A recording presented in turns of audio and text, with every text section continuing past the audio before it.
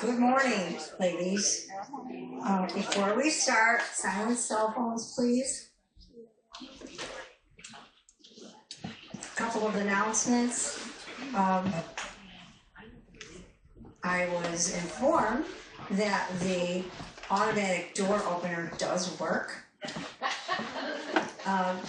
There's two sides to that stanchion out there. One side, you hold your hand on it and it starts going round, and you don't hold it against it, just in front of it.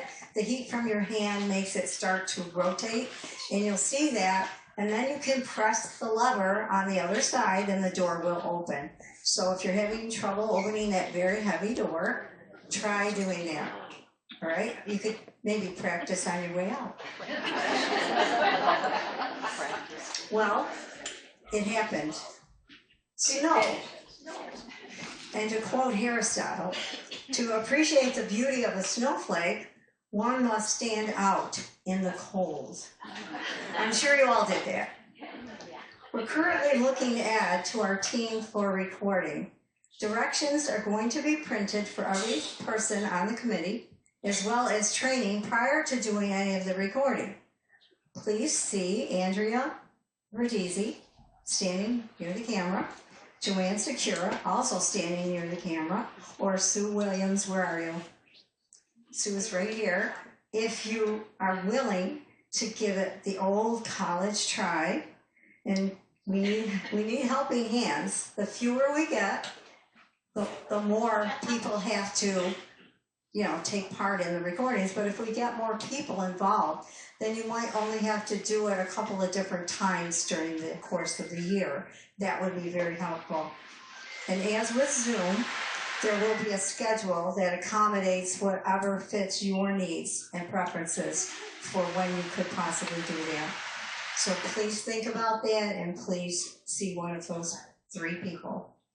Our holiday concert is only a month away. I have been informed that we will have information very soon, and next week we'll have an announcement, and you'll have all the information you need to sign up for that luncheon after the concert. I'd like to thank Kathy Kenya for bringing Marilyn Higgins to us last week. We all learned a bit, maybe a lot, about local history. Thank you to Liz Swistak today for the lovely memorial flowers to accompany the display that our presenter has beautifully put in front of us. If you ordered a book from Marilyn or a box, we still have some books available on the shelf. I have a list of names, and I'll tell you who you are if you haven't already picked it up. Jerry Casgown, you have a book over there, I believe, or a box. Kathy Sexton, Susie Devine, Pat Pitcher, Jennifer Boulanger, Loretta Mikowski, Kathy Kelly-Oni, Schmidt, I don't know the first name. Who is it? Katie? Linda Petrie? Anyone else order a book and I didn't call your name? Linda Slavin, I have your name here. It is here. So after the meeting, would you please pick it up, please? Dutch is going to read last week's minutes. Dutch.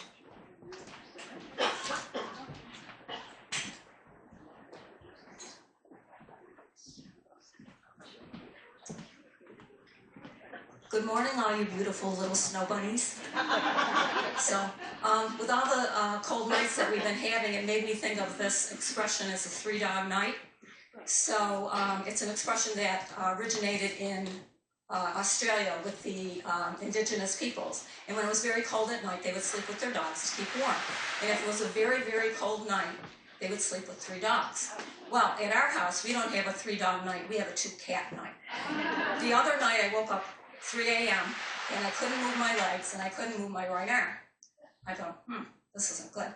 So I managed to turn on the light, and there was my 20-pound orange and white cat, Trevor Cooney, sleeping on my legs. And on my right arm was my little 9-pound cat, Penny Marie, who is the cutest thing, but she's the devil incarnate. But anyway, but they did keep me warm.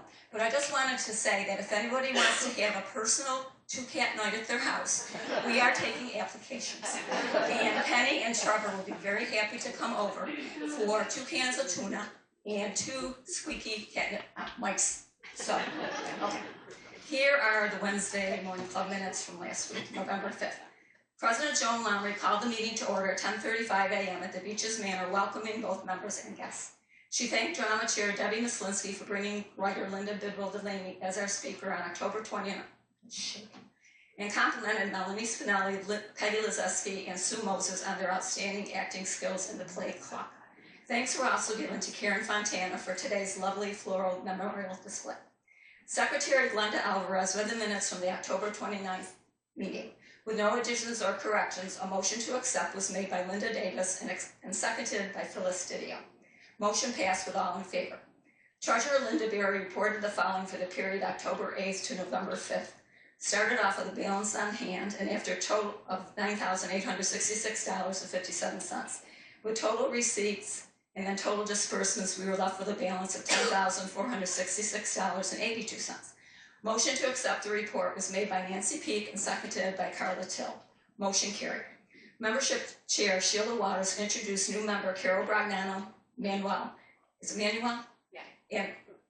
And presented her with a WMC pin. President Lomry then welcomed Carol. Kathy Kania, Literature Chair, introduced today's speaker, Marilyn Higgins, whose dynamic personality and enthusiasm immediately captured the audience's attention.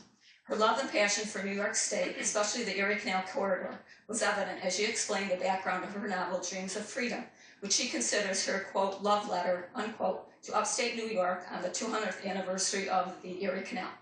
Marilyn's Irish heritage played a significant role in her decision to write this novel, which presents factual information woven into a fictional story.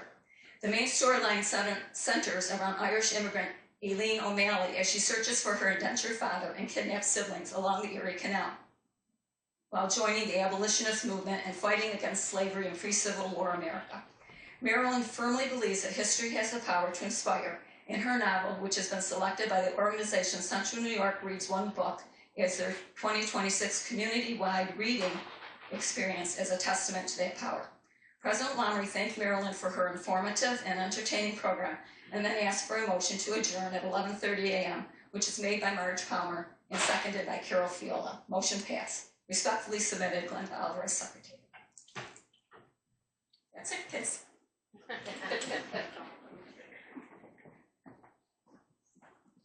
Thank you, Dutch. Can I have a motion to accept? Debbie Mislinski. Can I have a second?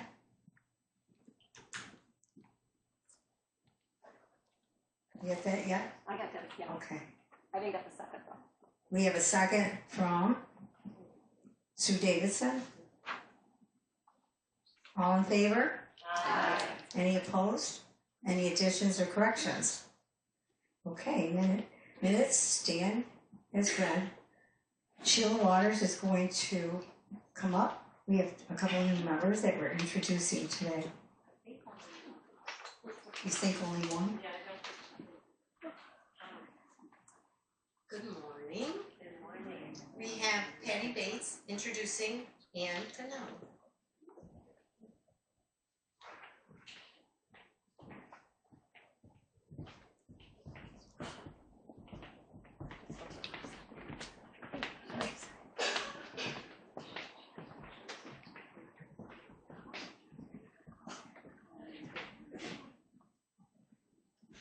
Good morning. I'm proud to be. Can you hear me?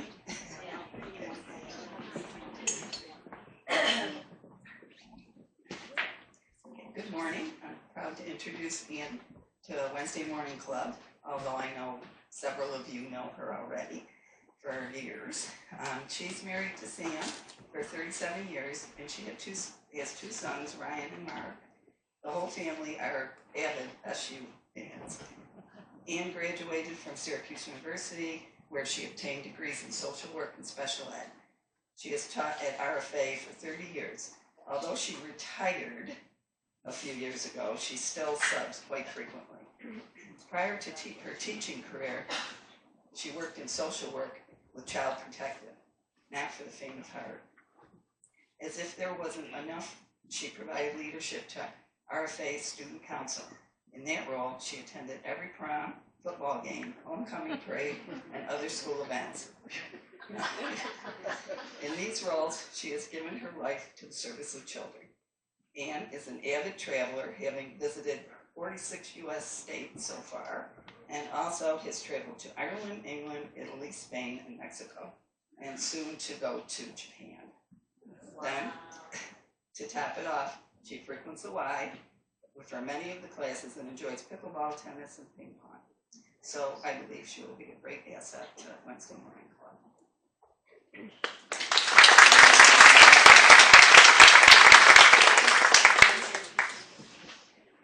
Oh, that's hysterical. Okay, thank you. Oh, thank you so much.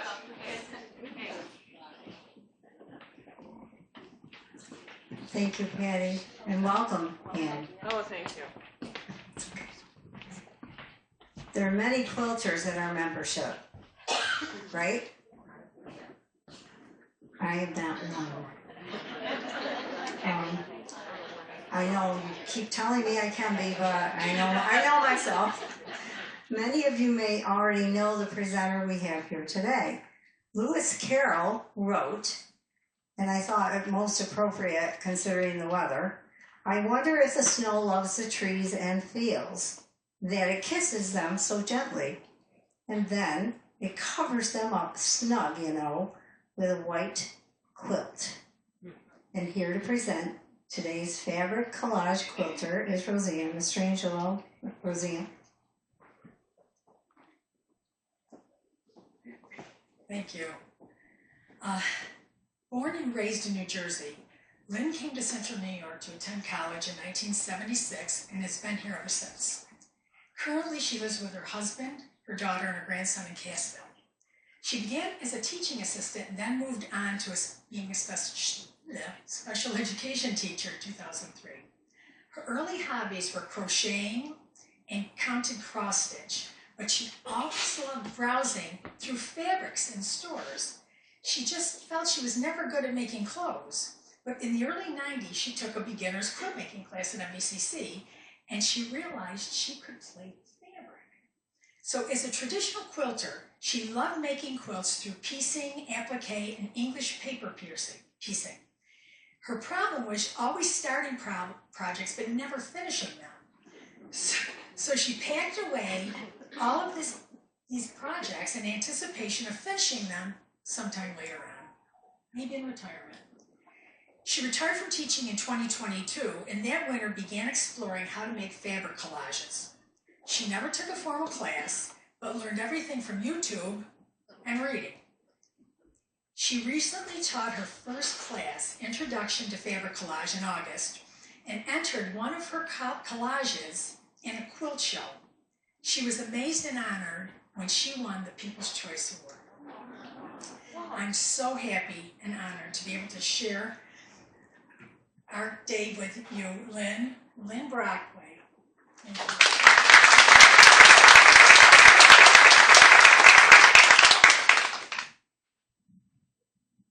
Hello, everybody. Thank you, Roseanne. I'm so happy to be with you here today. Thank you for inviting me, and I'm going to share everything I know about fabric collage. I'm going to tell you how I create one. I'm going to show you my supplies and the tools that I use, how I select fabric, and how I finish a collage and do some embellishments. So let's get started. Roseanne received an informational sheet from me, which will be posted on your website, and on it, it has a basic supply list. It has some resources of the collage quilters that I learned from their websites, so if you want more information, you can find it there. I also have a list of the projects that I will be showing you today. My projects have mainly come from patterns of two quilters that I learned from. One is Emily Taylor. She has a website and an online shop where you can buy fabric and patterns, and she's got tons of YouTube tutorials. The other one is Maxine Tarsi, and she has YouTube tutorials as well as a monthly pattern subscription. So I belong to that, and for a very nominal fee, I get 2 surprise patterns sent to my email every month, and it's a big surprise. I love it. I first came into fabric collage by accident. I was looking for a mushroom applique pattern for my daughter. She loves mushrooms. And online I found a pattern from Emily Taylor, but it wasn't anything I had done before. I've never done fabric collage, but I thought I'd try it, and I loved it. It was really fun. Similar to a painting, the painter uses their paint palette and applies it to the canvas, and a fabric collager applies their palette of fabric to a background fabric. So let me show you some of the supplies that I use in the tools. First is the fabric.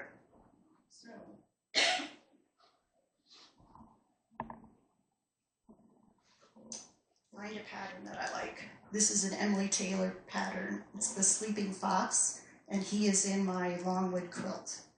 And she gives you a colored version.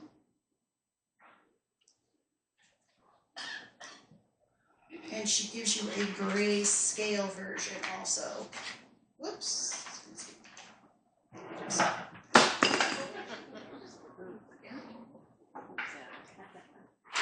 So the grayscale shows you the values, not the colors. So you're going to be choosing fabrics from very light to very dark and everything in between. So for this fox, I noticed that his colors were kind of brown and orange.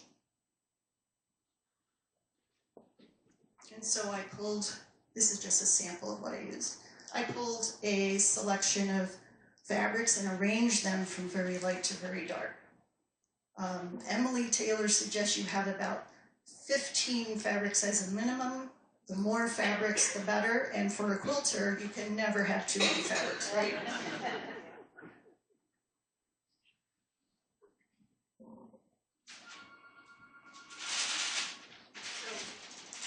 I traced the pattern on parchment paper.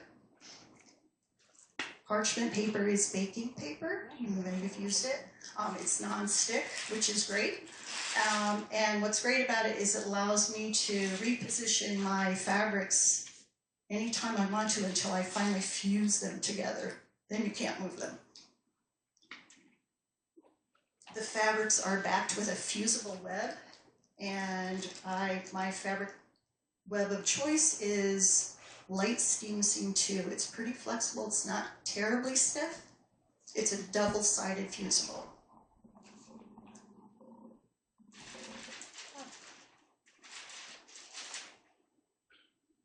So my work surface is a foam core board, just covered in a batting, or you could cover it in felt or wool. That protects the board from the heat.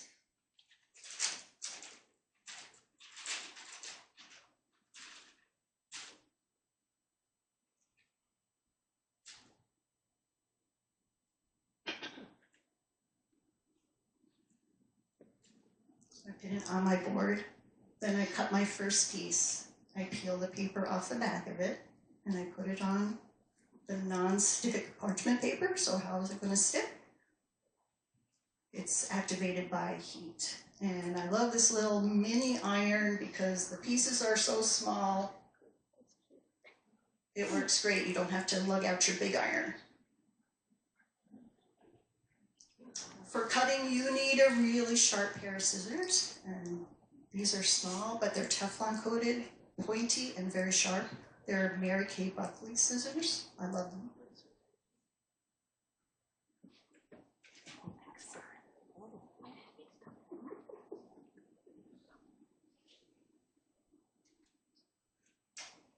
So The size that I cut is very small. Emily Taylor says no bigger than your palm and no smaller than your thumbnail in general.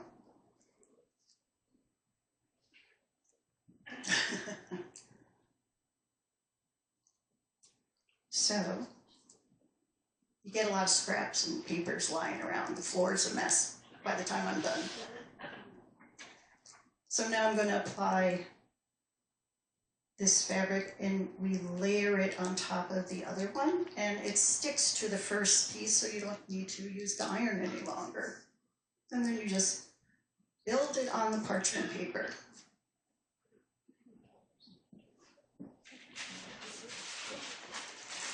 So I did create one of the foxes at first, and I wasn't really happy with him, but he's here to be a demonstration. So when you get all done building your collage, then you take your big dry iron and you press the whole thing. There he is. So actually he is a giant sticker. So it just peels off. Right? And then you put him on your background fabric. So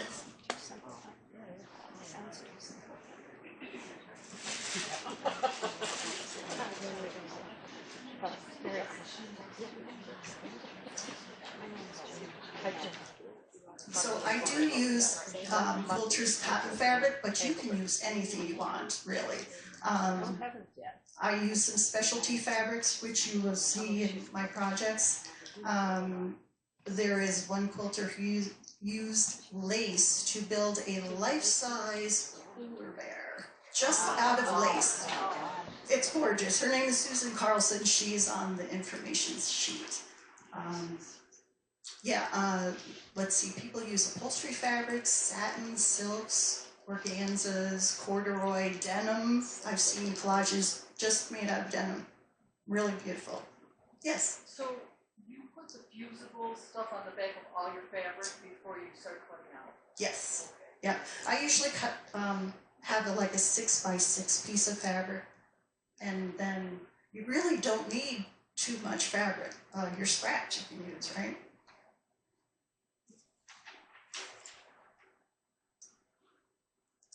Let's see. Mini iron, got that. Scissors. Oh, tweezers. So tweezers are great. These are very fine tweezers to lift, to move, and then to apply your little fabric pieces. So tweezers are very handy to have. And then I use batting if I'm going to do any quilting on my collage, and I also use fusible interfacing if I do any embroidery or other embellishments.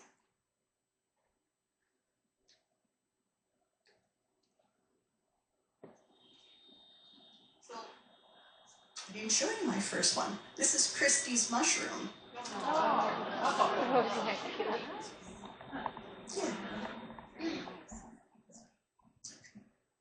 So I didn't do any quilting on this one. I built the mushroom element on my parchment paper and then put it on the background. I found some little details I could add to it. I had an iron-on patch of the dragonfly. I cut out some butterflies and a little bird, and there's a little frog in the corner, and I made him from a collage too, from a photo. On the back is the interfacing, because I did embroider the name of the mushroom, the scientific name, which I can't tell you what it is. But it's on there. Can you?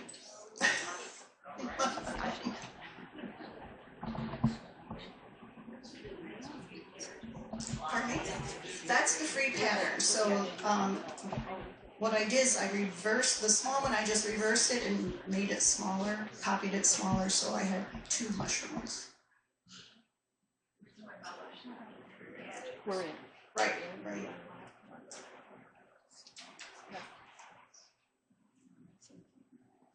I'm going to show you. So Another way to embellish it is to do some fussy cutting. Some of you may know what that is. It's taking larger motifs, like say this fabric I would use, and I could cut out part of the poinsettias or the berries, the flowers, the leaves, and use those to add detail to the collage. The ladybug pillow was my second project. That is an Emily Taylor pattern from the garden party. And I did embellish this when I cut out the flowers on the corners and I cut out the medallions. Hold it up high, please. I added some thread painting, which is heavy machine quilting, just kind of add more detail to the collage. Is that one her last That's fabric. So again, why you use those sharp scissors, because there's some small pieces there.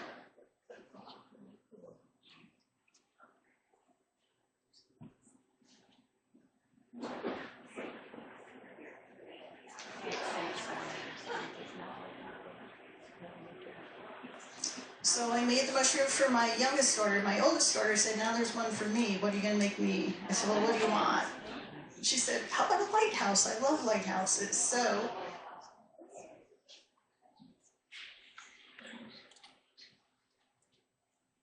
this is a Maxine Tarsi. She's one of the quilters I follow. So this is her pattern. Her patterns are a lot more complex than Emily's. That one took a little while to work on.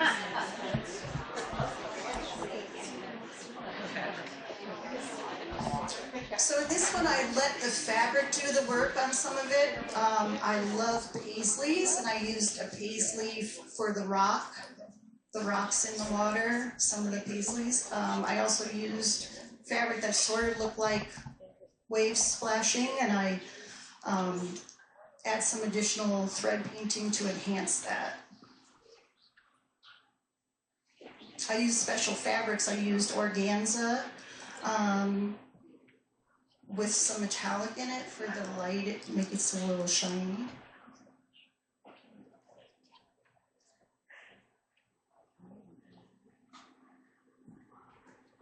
Yes? Would you repeat the name Maxine? Maxine Tarsi. She's from England, and it is on that informational sheet, which you can access on the website.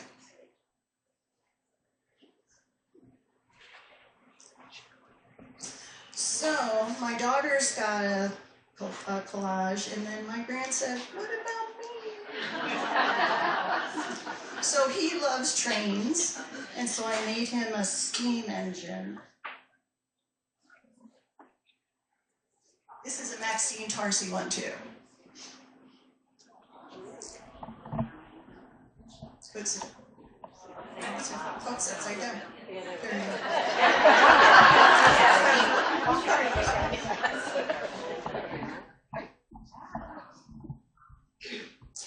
So on the steam engine, I mounted it on an artist canvas, just stapled to the back. I created the background with strips of the orange and yellow fabric, like for the sunset.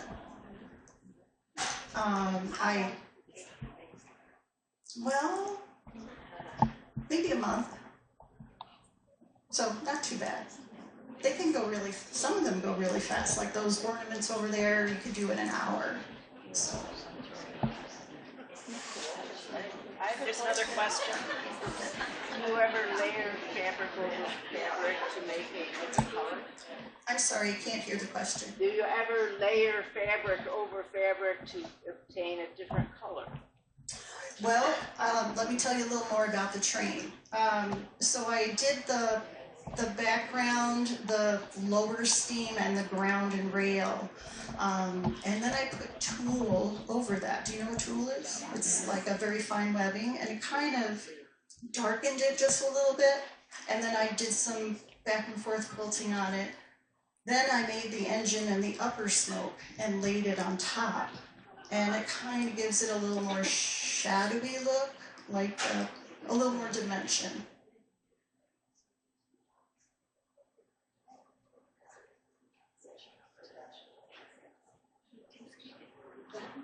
Did that answer your question about laying the fabric over? I think so. Okay.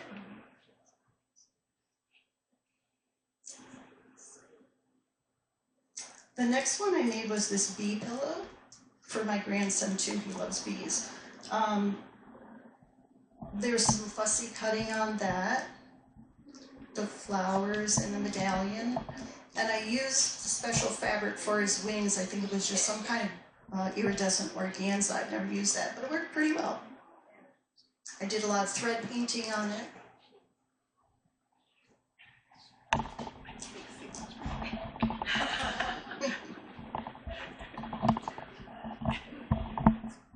This is an Emily pattern, so I don't know, they're just a lot easier to do.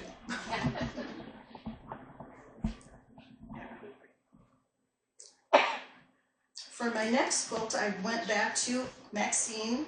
My friend Anne was going through some hard times, and she loves sunflowers, so I wanted to make her a sunflower to brighten up her days when she wakes up in the morning. I did a lot of thread painting on this, and she loved it so much she had it professionally framed, which turned out really nice.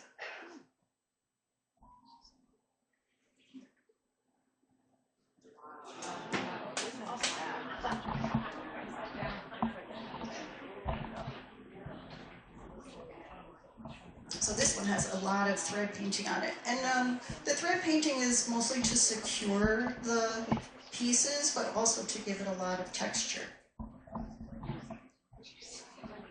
If you're going to wash a collage quilt, well, maybe the pillows get dirty or something, you do want to have them secured with some kind of stitching. Are these stitched down or just a... Yep, they were fused down, and then I added the stitching afterwards. Yeah.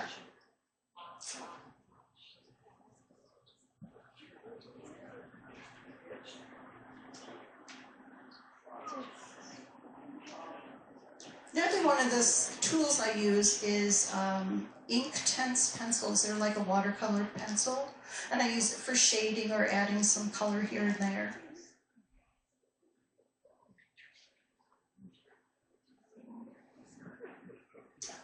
So this love quilt is Emily Taylor's, and I added the I added the Inktense pencil on the banner to give it a little shading and shadow. So the collage element is the bird, is the heart, and is the banner. All the flowers are fussy cutting extras. I put interfacing on the back of this one also because I embroidered the word love. Yes? People like me who know nothing about this, what is thread paint? Is it as simple as making thread or is it? So you use your sewing machine and either a contrasting or a matching thread, and you just do heavy stitching on it. And they call it thread painting because it adds some dimension and some additional color.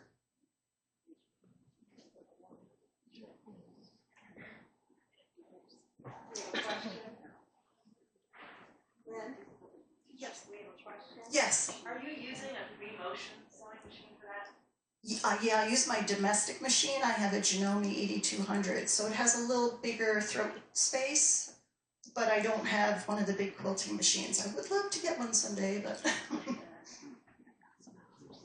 All right. Next was the Gerber Daisy pillow. That's an Emily pattern.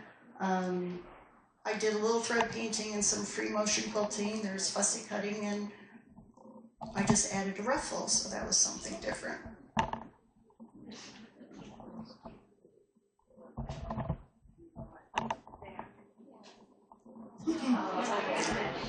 That's Kate Fassett fabric. It is gorgeous. I use a lot of his. Where do you find it? Fabric? Yeah, online, Tiger Lily. Yeah, probably every quilt shop carries that.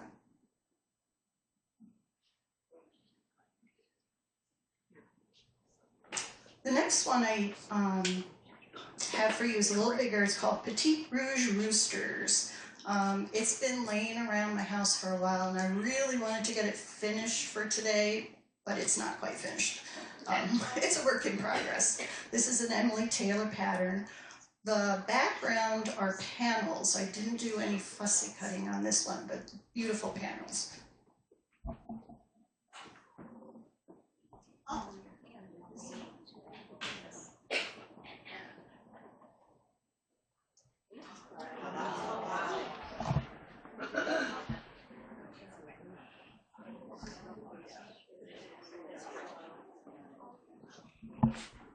So the roosters were the only collage part of this one.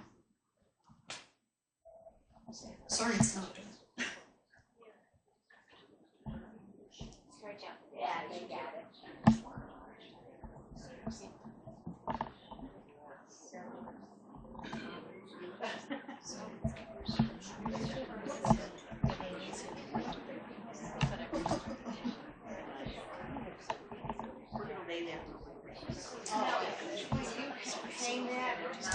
Yeah, I'll probably put a sleeve up at the top so I can hang it up.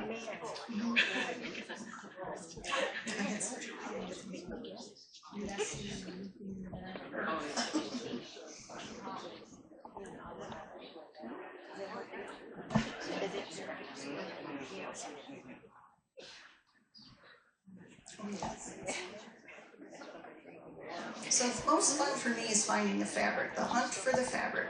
What's the one that's going to make it? Sometimes they're kind of like something's not quite right, and I'll use something that's kind of like maybe I wouldn't think it would go, but it just makes it pop, and it just gives it that little extra oomph. I haven't yet. But, yeah.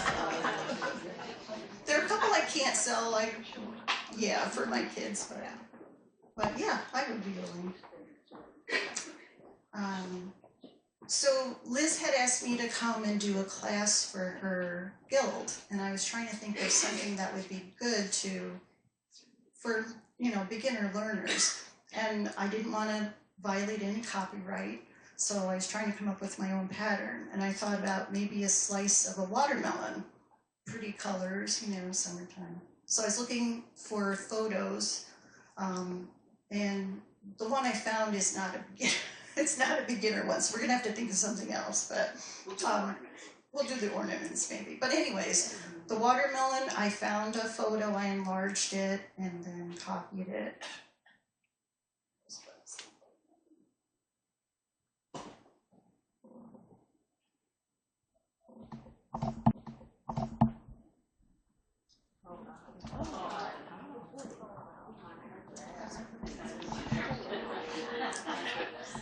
The background fabric, I put it on, I wasn't too crazy about, but I just wanted to get something on there. And it was so boring when it was first on there. I said, well, let me add a doily underneath it to give it a little texture. Still boring. So then I did some fussy cutting with the flowers, and that looked a lot better, but it was still boring. So I did some checkerboard quilting on the background, so it maybe looks a little more like a tablecloth. I did some matchstick quilting on it. Do you know what that is? No. It's very, very narrow back and forth. Yeah, so I did that on the tablecloth. I always want to figure out what to do with those old antique doilies. I love them, but I'm not really sure how to use them.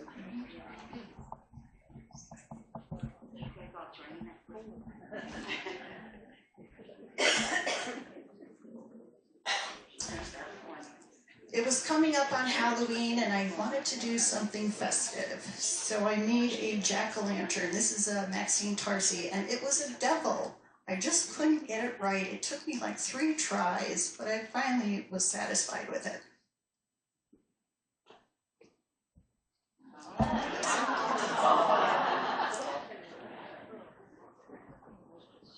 get it. So I didn't do anything fancy with that at all. I didn't back it, I just put a couple of hems on it and a pocket, and there it was.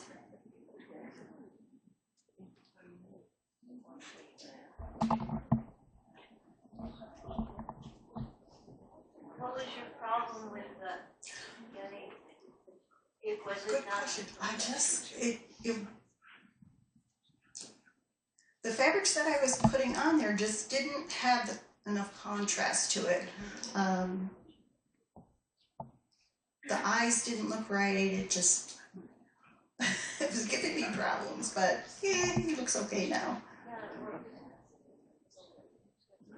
Yes.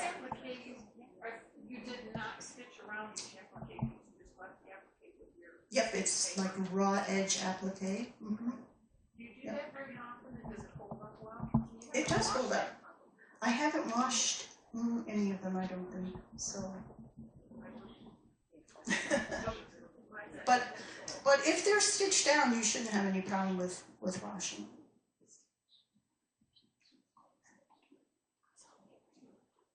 And then I was just in a pumpkin mood, so I made another pumpkin. This one's just kind of fallish. And I haven't done anything with him yet either. Just some fussy cutting and that's from that one's from an Emily Taylor pattern. Oh yeah. Pardon?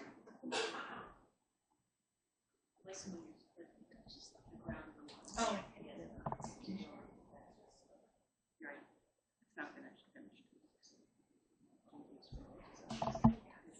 There's no stitching all the way through.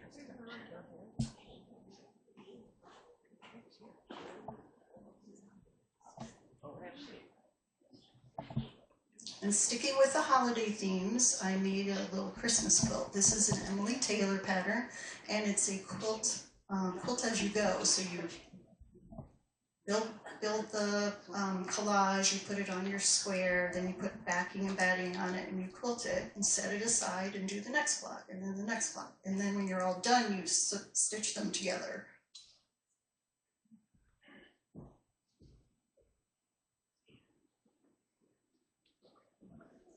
Here's the back.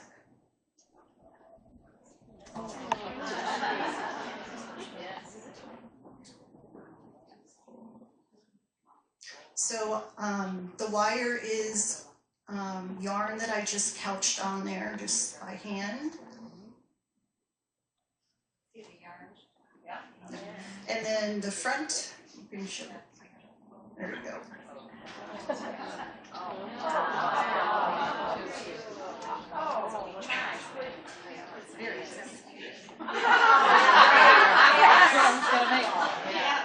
Very simple.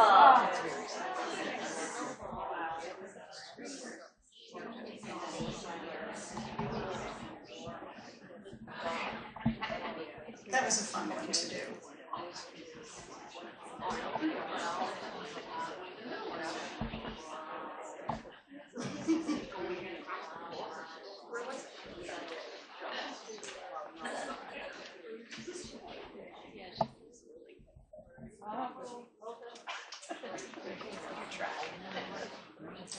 The next one I did was Maxine Tarsi. She sent me a pattern with a chicken, a rooster on it, and he just had such a funny look on his face. He had attitude, so I call him Chicken Attitude.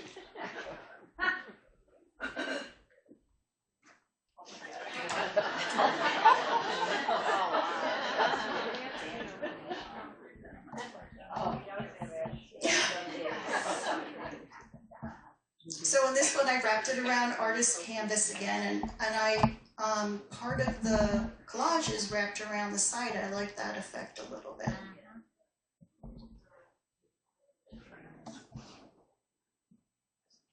I'm trying to think. I did thread painting on that one too.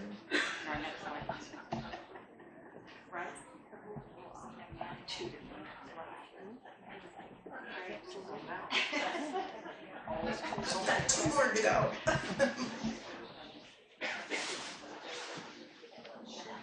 The next one is called Cosmos. It has flowers in a vase. It's a Maxine Tarsi pattern.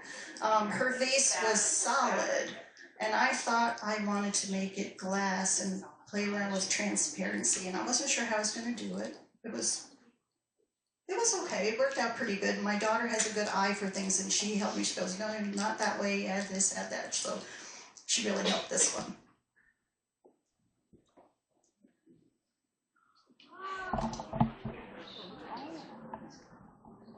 And my husband made the frame for me.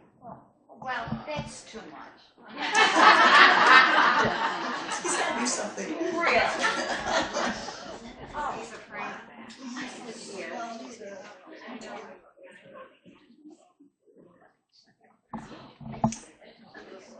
So I think the transparency turned out pretty well. You got it. Yeah.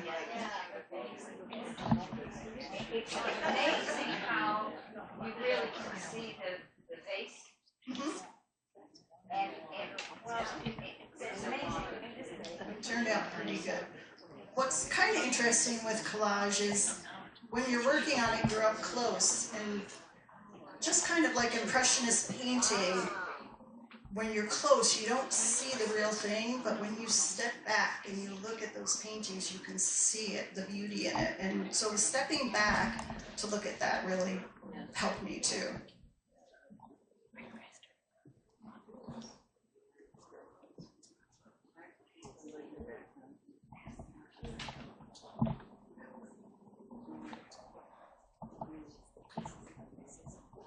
And then the last one is the Longwood quilt. That's the one where I won People's Choice. It was down in Earlville, at the Earlville Opera House. They have an annual quilt show. So since I won People's Choice, they gave me an opportunity for next year's quilt show to have my own exhibit. So I'm going to do that.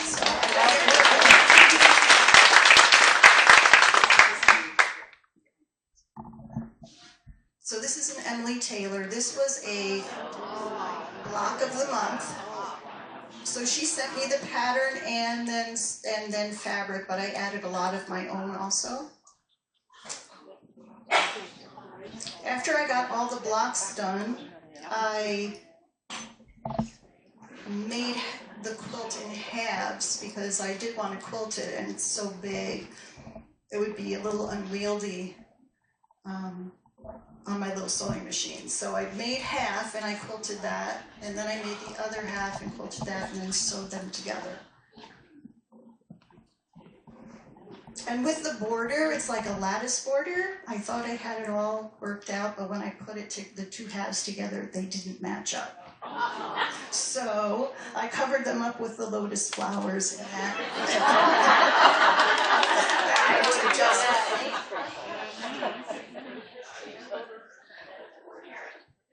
Yes. When you buy a kit, like you said, this was a block of the month. Yes. There must be an intricate map as to where you use the fabric. I mean, they send you just enough fabric for the kit for that block, right? Right, but what she sends is more than you really need, so for a block. So it's easy to figure out. So she gives you the pattern. Remember that gray scale that I showed you of the fox? So she gives you that. She also gives you the color that what she did, but you go by that gray scale and you do your, arranging from the lightest to the darkest. Okay. Same technique then. Mm-hmm. Yes. That's on my list. I really want to do something like that. We go to Cape Cod every summer, and there was a picture I took of my grandson. I'm sorry, they want me to repeat the question. Oh, can you do a portrait like that? Yes. So I want to do one of my grandson. He's sitting on the pier looking out at the water, and I just thought that would be great. So yeah, maybe the next time I see you, I'll have a portrait. But I just wanted to say, you mentioned the Earlville Opera House. Yes. It's coming back, and they're doing a lot of great stuff in Earlville, very close to where I taught in Sherburne. Mm-hmm. And they have a courtyard that has all art really work, and they have a lot of concerts that they're bringing there and stuff like that. And I did teach my first class, as Roseanne said, and those 3 ornaments are what I taught for the intro to fabric collage, so. That was my pattern, yep. Yes. Do you know about our Rome Art and Community Center? No. Oh. I really think that you definitely should have an art show. They have a different gallery exhibit. I think they do it maybe every month now. Oh. And so I'll give you the name. Okay, I would love that. Thank you. Many of us belong there, go there, so I think it would be nice. Any other questions? Yes. When you receive a check, the pieces are not pre-cut, correct? Nope, they're not pre-cut. There's no fusible on the back. You have to do that. So yeah, they're not cut for you. You do the cutting and placing. How are you able to replicate so exactly the shape of the piece? Well, I just cut pieces like in that a triangular shape. I kind of soften the points a little bit. And as Emily Taylor said, these are just guidelines. The grayscale, it's just a guideline. So when I draw it out, if I, let's say there's white around his eye here. So even if I extend the white up, I don't make it exactly, I don't care if I cover it up a little bit, that's okay. It's really a flexible technique. You can change a lot. Yeah, just kind of make it your own. Yes? Costly? Not really, no. I mean, parchment paper's cheap. Fabric, you don't need a lot. You could buy a fat quarter. You could get scraps. Yeah. The expensive part is the steam-a-seam. I think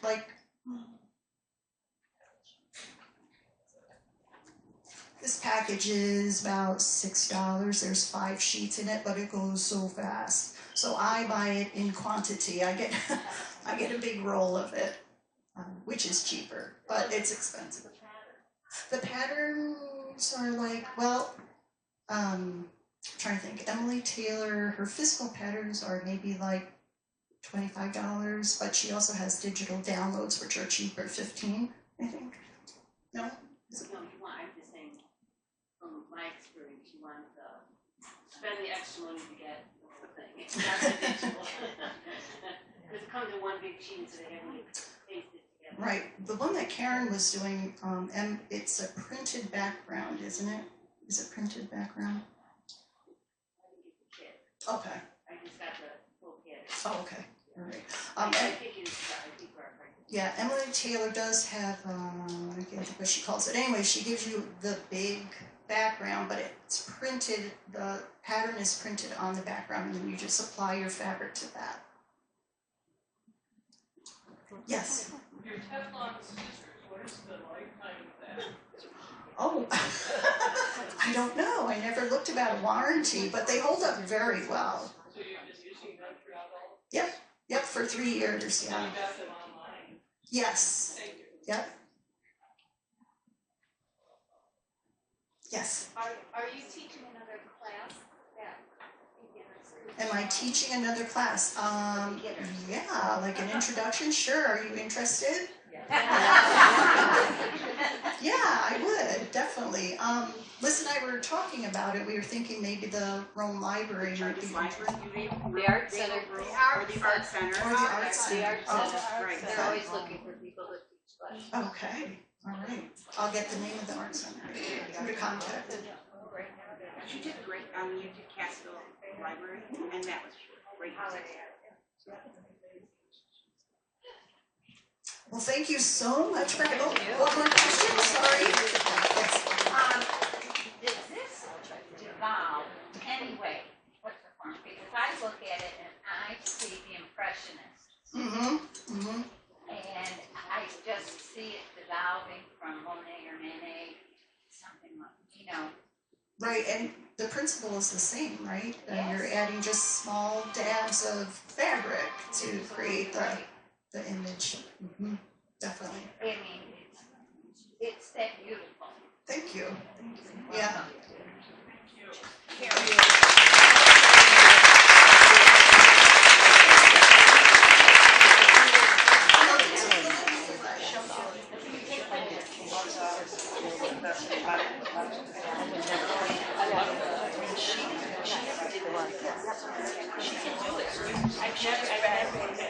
After we adjourn the meeting, please feel free to look more carefully, and I said carefully, because these are works of art.